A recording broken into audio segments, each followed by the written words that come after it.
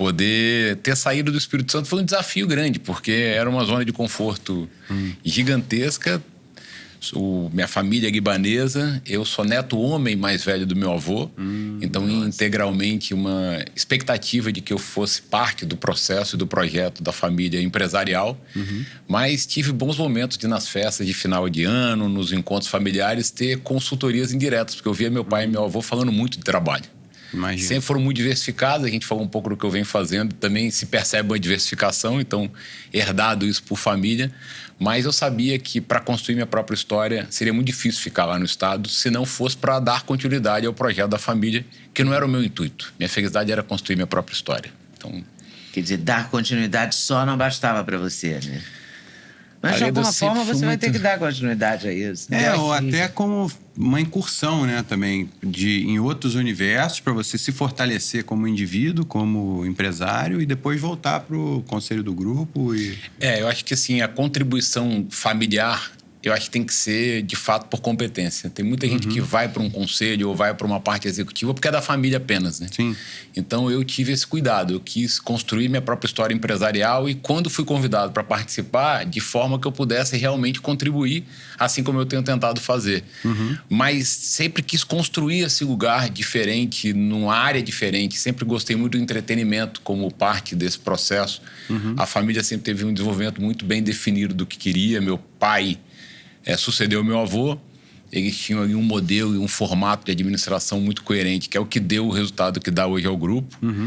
Aí eu hoje, podendo estar lá no conselho os últimos 5 anos, contribuindo de forma direta e indireta por tudo que eu vivi fora, tem sido muito, muito bacana, muito proveitoso, tanto no campo pessoal como no campo profissional. Pessoal, porque eu acabo estando mais perto da família. E o que você começou a fazer nessa caminhada? Você sai de Vitória e vem para São Paulo, é isso? Não, primeiro eu vou para o Rio. Comecei a fazer festival de música à época, porque tinha passado... O que aconteceu? A gente definiu um modelo... E acho que meu avô e meu pai tinham muita dificuldade de entender que eu pudesse, eventualmente, trabalhando com a teoria e a prática, estudando e trabalhando, né? Que eu pudesse, eventualmente, abandonar os estudos. Esse era um receio que eles tinham. Então, eles criaram um plano de trabalho para mim, de estágio para mim dentro do grupo. E ali eu percebi na área de comunicação que comunicação e entretenimento andavam muito próximos. Só que naquela época, entretenimento era tido como alguma coisa que se fazia quando você não tinha muita pretensão de fazer coisas profissionais. Era muito mais diversão. E ali eu tive uma oportunidade de construir um evento, que era um festival de música, que deu um resultado financeiro muito grande. Eu, à época, trouxe a ideia do grupo ser sócio desse negócio. O grupo não achou muito... Não tinha muita coerência, eles trabalhavam com rádio e televisão, então, não quero fazer uma empresa de entretenimento. Eu vi que tinha um caminho para isso e que apenas no estado do Espírito Santo isso ia ficar complicado. E aí eu acabei indo para o Rio. Então, quando eu vou para o Rio, eu vou para fazer pós-graduação na Fundação Getúlio Vargas em Marketing, ao mesmo tempo dar andamento a propagar esse festival pelo Brasil. E aí você tinha quantos anos nessa época, mais ou menos? 21, mais ou menos. E aí então ali também foi a tua tese prática, né? Terminando os estudos, porque eu acho muito complexa essa parte de... Hoje em dia, cada vez mais, a gente está acostumado a ficar mais tempo estudando, se formando. E depois, quando vai entrar no mercado de trabalho, isso seria o normal de hoje em dia. Você já está muito mais velho, né? E é muito importante você começar a trabalhar, de fato, o mais cedo possível. Para mim foi demarcador, assim. Porque quando eu tive essa experiência de poder sair da faculdade ou participar das aulas, depois ir para a teoria, e aí sair para a prática tendo essas duas coisas, quer dizer, unindo as duas coisas, para mim era incrível. Porque eu chegava no meu estágio, conseguia trazer muita coisa que eu tinha aprendido na universidade ou na escola, e vice-versa. Agora, tem que ter muita vontade, porque teu dia fica tomado e você tem que ter muita força de vontade para conseguir unir as duas coisas. O que era? Que festival era esse? Eu dei o nome de Vitória Pop Rock. A ideia era de fazer um festival de 12 horas de música. O Espírito Santo nunca tinha tido isso.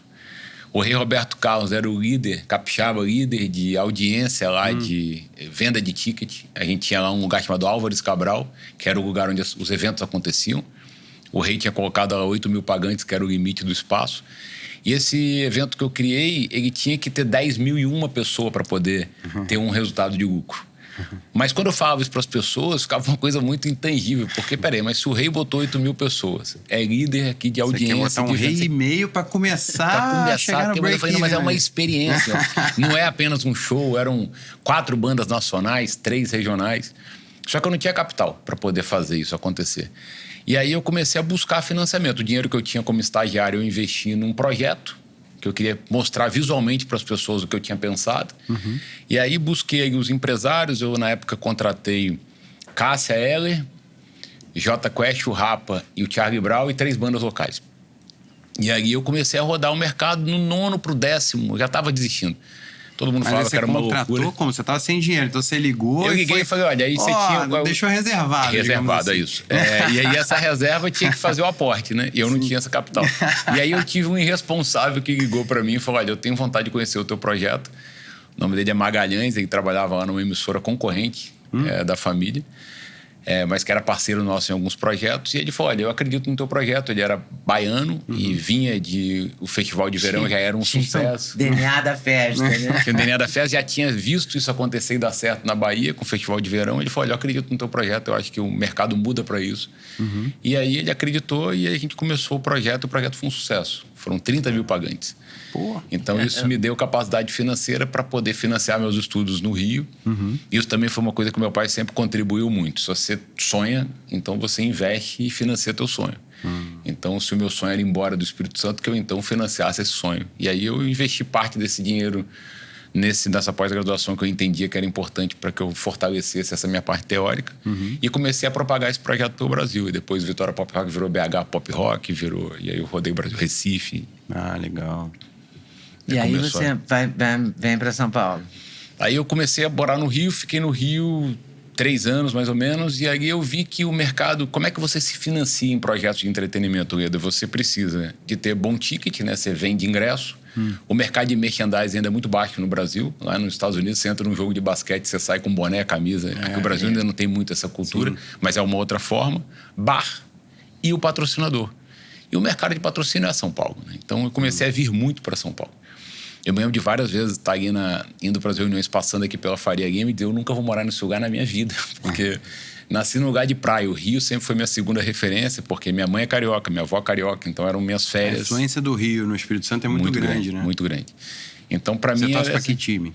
Eu, hoje em dia, o futebol passou a ser uma referência para mim, 2 filhos. Um corintiano, outro palmeirense. Minha casa é o seguinte, depende do dia, mas eu sempre curti muito o Corinthians, porque na época que a gente fez a Nine, o Ronaldo veio jogar no Corinthians, então criei uma relação muito próxima. Mas ter 2 filhos que ficam se disputando... Eu achei que era do flamenguista. O Espírito Santo é Flamengo, Vasco, Fluminense e Botafogo. Mas nem quando você morava no Espírito Santo, você não se pelo time?